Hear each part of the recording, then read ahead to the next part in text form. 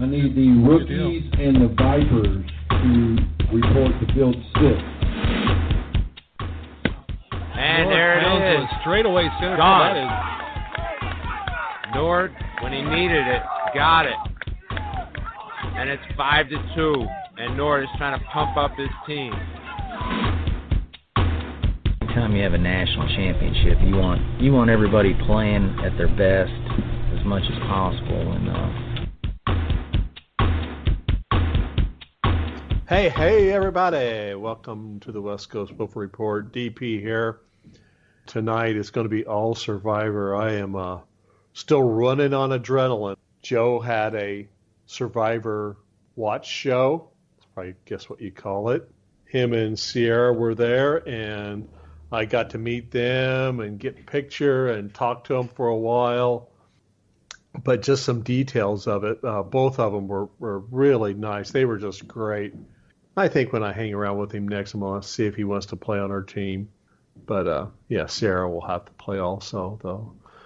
And Sierra was great. I got a chance to talk to her as opposed to what my kids were saying, which they said stalking. I was calling it talking. Got to talk to her, and she actually has some pretty interesting things to say about the last time Joe was on with this season that was filmed. I don't know when it was filmed, but it's filmed a few months ago, I believe.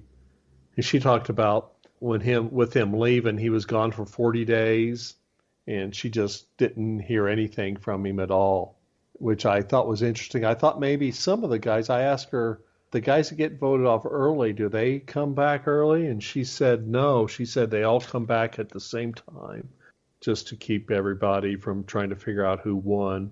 I'm sure that's the reason. But I thought that was interesting. And she was saying on that end of it, not hearing from somebody for 40 days, she realized what she was putting people through on her end. And I asked her if she was going to be playing again. I thought about it, and she said that she really didn't have a lot of interest in it. She said that she still has some things wrong from the second time she played, because I remember it was pretty rough. I think she had got hurt on there. I can't remember exactly what was going on, but she said she's still going through that. Wasn't really that interested in it, but she said, but she'll never just say an out-and-out no answer to that. So that was really cool talking to her. Both of them were just great. And through the evening, there was a charity that Joe had created a painting. He's a painter. He does all kinds of cool stuff. He's got a website. I don't know exactly where to find it, but if you look Joe England up on his Instagram, you can find a link to his stuff. But he had created a painting, and they auctioned it off. And I was really going to bid on it. I was going to put some of the money we're bringing in through Spreaker and put it up for that. But the bid went over 4 cents. So that kind of put me out on that. But it ended up selling for, it was between $400 and $500. So they did good. Money that goes to a children's, I don't know if it was Phoenix Children's Hospital, but it was a children's medicals thing here in town. Anyway, thanks to Joe for doing that. I know he's out there listening.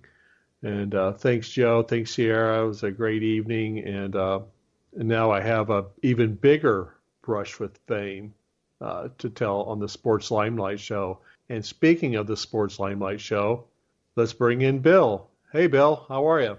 Hello, Jim. What a brush with fame you had. Unbelievable. I've been running on adrenaline all day. Let's get right into the studio so we can get our Survivor update. As we row in, we see the biggest fire any of us have ever seen.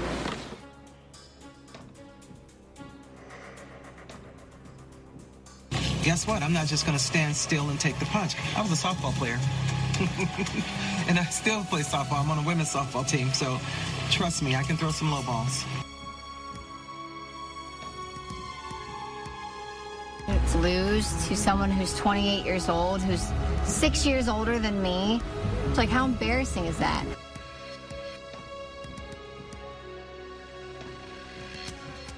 Life is supposed to be rich. Don't make it cheaper. Like LeBron in the finals, I won't take a breather. He might be good for, like, if we need, like, a little person to shove into something. Right. And, like, you know what I mean?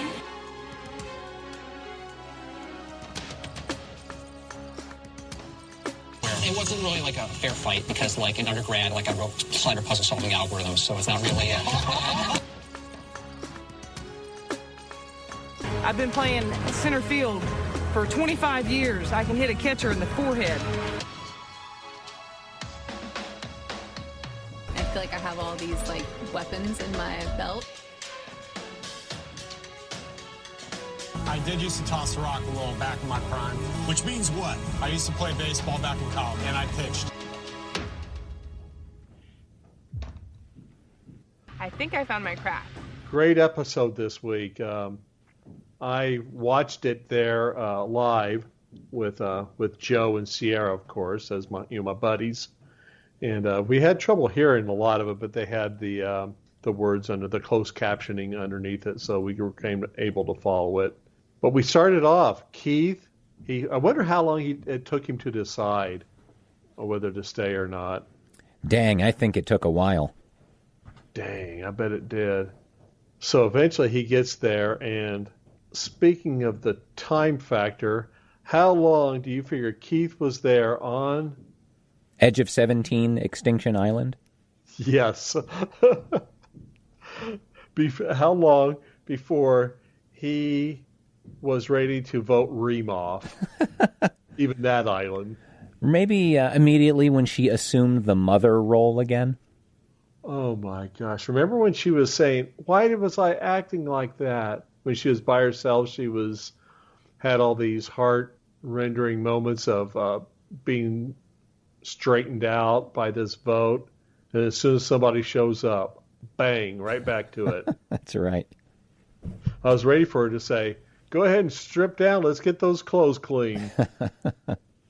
Also, I enjoyed when another Survivor thing I've picked up on is no matter who is voted off in the previous week's tribal council, the other tribe always acts shocked to see who was voted out.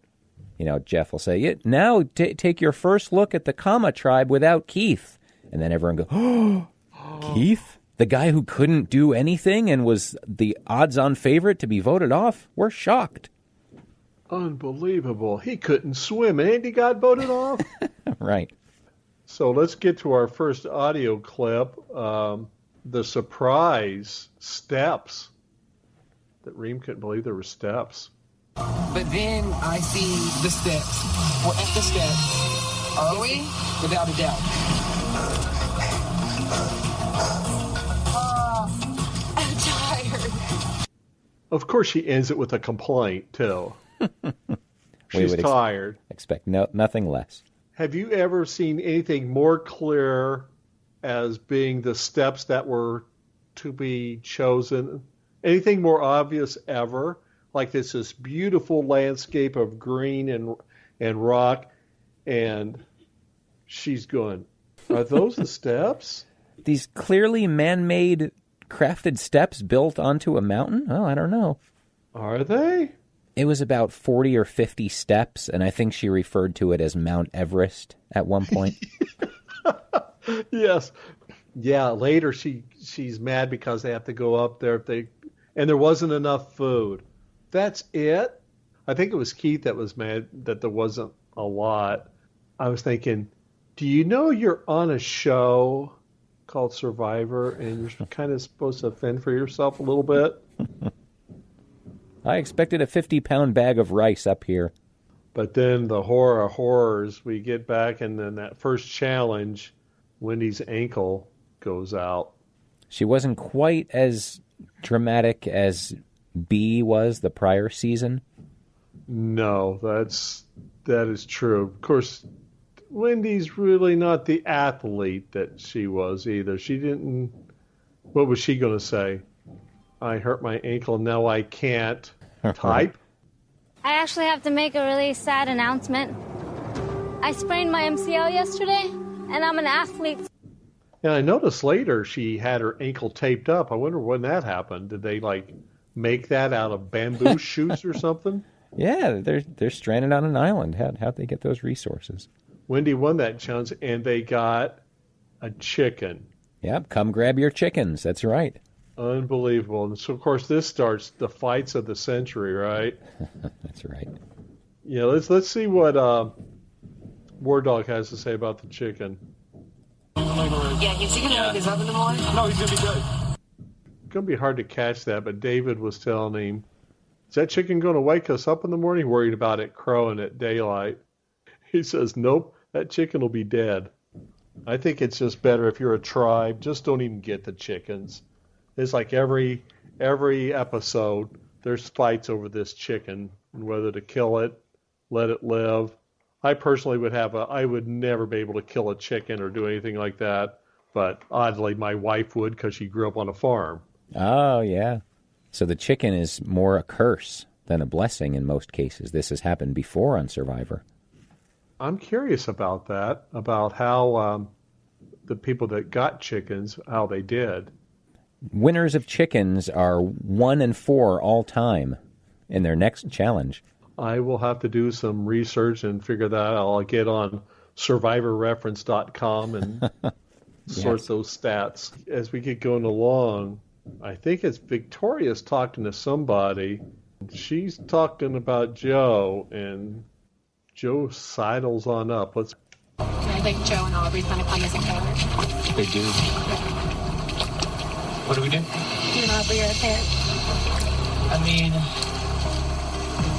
you're kind of on the bottom of a barrel. I don't even think there is a barrel. Well, I mean, overall, you know what I mean? Involved in playing the game. Oh my God, Joe is over there, and I had no idea. You guys feel good? I mean, obviously, we can tell that you guys are all kind of talking amongst yourselves and trying to figure it out, and so me and her, we're getting nervous. I feel like I just can't get a read on Victoria and Ron because you ask them kind of what they're thinking, and they only give you nothing. So I have a funny feeling that I might be on the chopping block. How do you figure that Joe is able to move around? Ever heard of anybody being able to move around and slink around like this before, Bill? Only once. Elaine Bennis, take it away. He just comes out of nowhere and he's right next to you. So he just sidles up. That's right. He's a real sidler. And I love towards the end of that clip when he says, "I just can't get a read on what they're thinking," something like that. I think you got a pretty clear read. If they just don't know you're there, they'll give it to you pretty good, 5 feet away.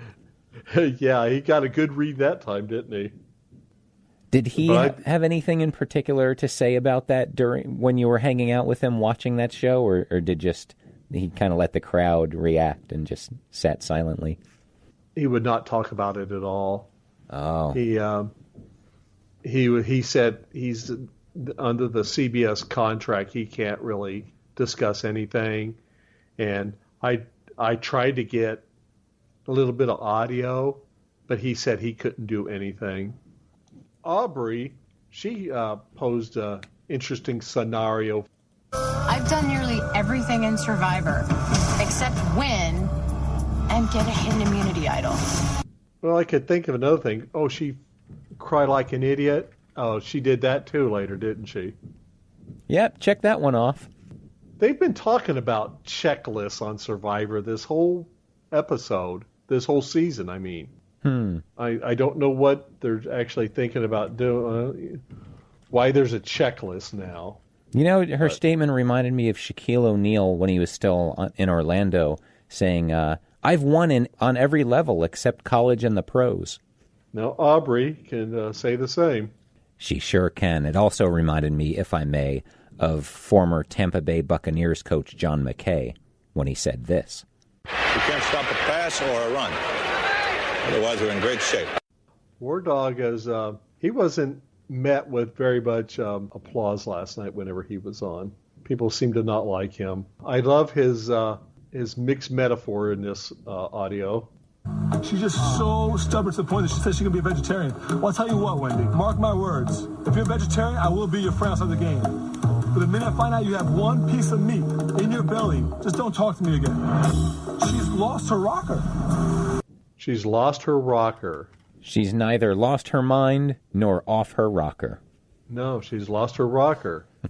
Is that better or worse? Is that like a step up to losing your mind and then you're off your rocker after that? Well, John Rocker was in Survivor. Maybe it has something to do with him. Well, could be, but to single her out, apparently everybody's lost their rocker.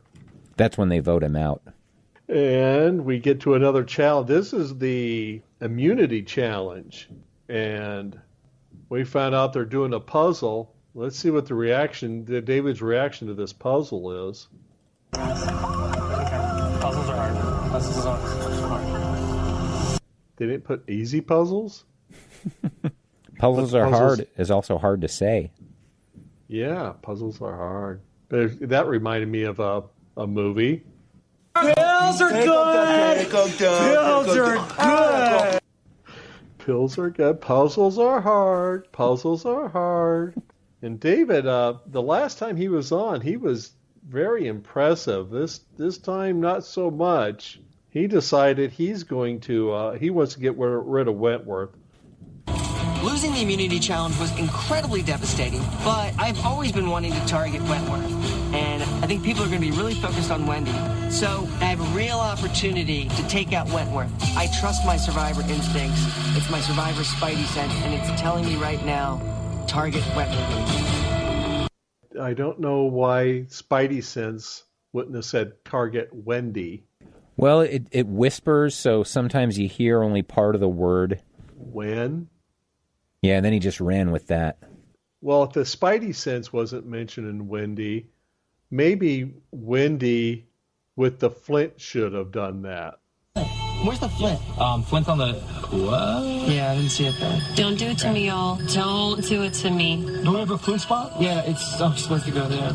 Dude, I was the last one that started it, and it was in this area. Right here? Okay, so you think you left it here somewhere? I did not touch it from here, yeah. I would wait to kill the chicken. Yeah? Yeah. Where's Wendy at? She's walked off. She walked off? Yeah. Look at she took it. To save her chicken? No. That would be insane. That would be psychotic. I took their flint.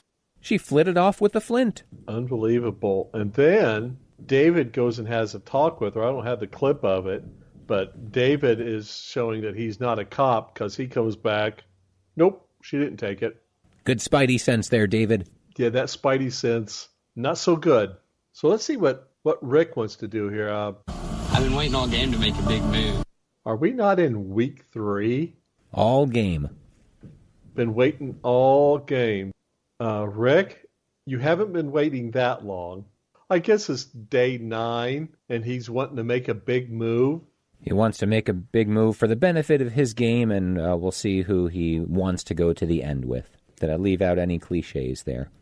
Nope, I think you hit them all. But let's go to Kelly at Tribal Council. I think that tonight is really about eliminating the biggest social threat. Wentworth, that seemed to get your attention. Yeah, I mean, there could be multiple plans going on. I'm not sure. I rarely see you unable to answer. I'm just trying to process what David said, so... Don't worry about it. Yeah. Don't worry about it. Yeah, don't worry about it. That's good advice, right? Don't worry about it. Yeah, you'll be going home. You won't have anything to worry about. And I found from Survivor EOE 38, but he is keeping track of confessionals. I used to do this. That was a big part of Dogometrics. The people who are way at the top early don't win. Wow. And the people who never get any don't win. So Julia has still not had one. It seems to be like the middle of the pack early is the ones that are the good ones. But at the top, of course, is Wendy. She gets, I don't think they can go 2 minutes without getting a confessional from her. Yeah, she is on center stage right now. And that's fascinating. I would have thought that the more the better, but not the case then, huh? There's a middle sweet spot. Yeah, that's the way it's been in the past. I predicted like 3 or 4 in a row from early confessionals. I haven't done that the last 3. I've been wrong on. But the way it looks now, it'll either be Aubrey, Joe, Julie, or Lauren. Those are the ones that are in the middle of the pack. I like it. Let's save that and see how it turns out. Yeah, that'll be my my expertise. So thanks to Survivor EOE 38 for that information. Before we get to Tim and Tim, I want to tell everybody, go to Arizona Wiffle Ball's Twitter page, which is AZ Wiffle Ball. So if you go to AZ Wiffle Ball on Twitter, you can see the picture of me with Joe and Sierra, if you would care to look at that. Okay, let's get to Tim and Tim. Joe sidled Victoria while she was talking about him. It reminded me of one time in 1968 talking with the young Steve Carlton about how we would approach pitching to Hank Aaron. Unbeknownst to me, Aaron was standing 5 feet away and heard everything. David could have used a little advice from Bob Gibson. He had a Gibby sense. He didn't have a Spidey sense, and it never failed. If it ever was going to fail, he would just go up and in, and that player better have the sense to get out of the way. Bob Gibson was one player who never had his flint stolen, his flint being the representation of his heart as a pitcher. The mad Hungarian Al Hrabowski, he often had to wait all game to get into the game, and he never complained. He never overreacted. He always just came with his best stuff whenever he got the opportunity. Well, thanks, Tim and Tim. Good information. Always.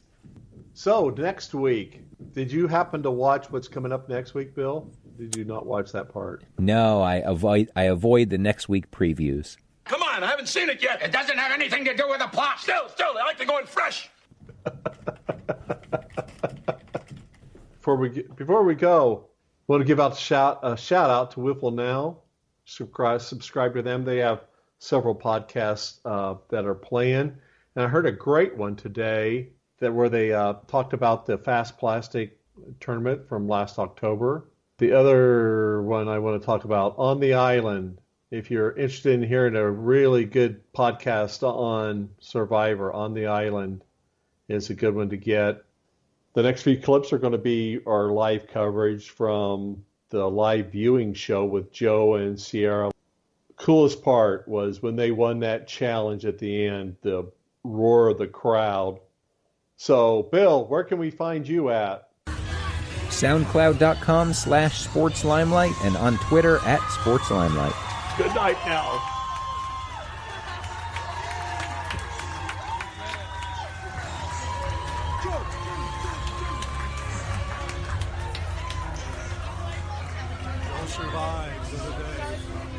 Ultimately, it will be proven that the air is thinner now. There have been climactic changes over the last 50 years in the world.